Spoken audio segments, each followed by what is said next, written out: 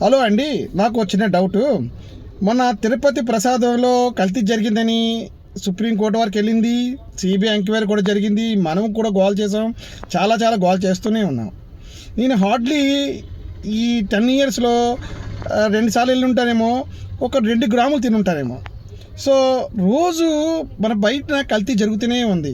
Oil మీద, పాల మీద, ఫుడ్ మీద, రెస్టారెంట్ మీద, బయట స్నాక్స్ మీద అంతా కల్తీ. మీరు తింటున్నారు, పిల్లలు కూడా తినిపిస్తున్నారు. సో దాని మీద మనం ప్రభంజనం చూపించలేకపోతున్నాం. ఇదే ప్రభంజనం ఇలా చేస్తే బయట ఫుడ్ ఎంత బాగుంటుంది, మనకు కూడా ఆరోగ్యం పెరుగుతుంది, పిల్లల ఆరోగ్యం కూడా బాగుంటుంది. దైవం ముఖ్యమే, నేను కాదంటలేదు. అంతకన్నా మనిషి చాలా ముఖ్యం. మనిషి అన్నవాడు లేకపోతే ఈ దైవం ఉండదు. అంటే తెలుగు ఉండదు, క్రిస్టియన్ ఉండదు, ముస్లిం ఉండరు. వాళ్ళు ఎవరికి ప్రార్థన చేసేవాళ్ళు ఉండరు, దీపం పెట్టేవాళ్ళు ఉండరు. మనం అంటూ లేకపోతే ఈ ప్రపంచం అంతా చచ్చిపోతే, జనాలను చచ్చిపోతే, మొన్న వచ్చిన కరోనా లాగా అందరూ చనిపోయారు అనుకోండి, ఈ దీపం పెట్టేవాడు ఎవరు ఉండరు, పూజ చేసేవాడు ఎవరు ఉండరు, ప్రార్థన చేసేవాడు ఉండరు, ఖురాన్ చదివేవాళ్ళు ఎవరు ఉండరు. అప్పటికి జంతువులు బతికున్నా వాళ్ళకి దైవంతో పనులు ఉంటాయి.